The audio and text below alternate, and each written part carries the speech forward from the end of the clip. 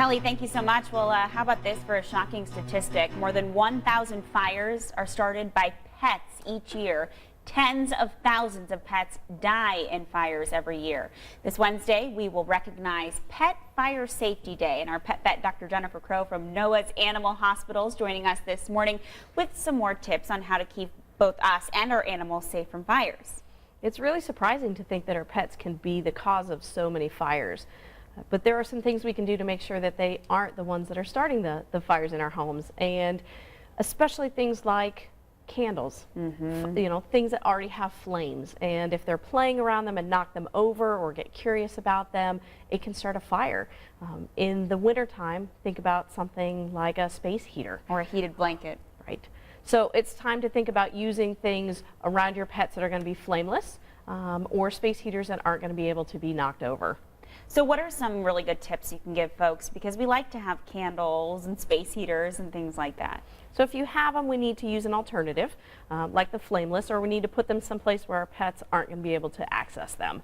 The other thing is pets that are loose while you're gone, or if you've got something sitting up on the stove, if they want to get up there, they can actually turn the knobs. So if you've got no knobs on the front of the stove, you want to take those off when you're gone, or find some way to lock them in place. And even wiring can be an issue, especially for a curious kitty. Yes, if there's frayed wiring or they've chewed on wiring, it needs to be replaced, or you need to find a way to cover it.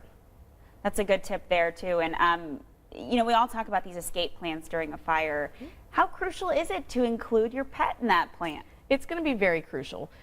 If you practice it, you want to practice it with your pet. You want to have a plan in place for who's going to be responsible for getting the pet out, or knowing where your leash is so that you have access to it. And when you practice it as a family, you want to include your pet so that should the need arise where there is a fire, they've been through it with you, and everybody has some idea of preparedness. And so often we have our pets to thank for waking families up during a fire. They can see and smell the smoke, and they'll let you know first. And one thing we can give back to them is at least keeping their IDs current so that if something happens, they get out, they can be found.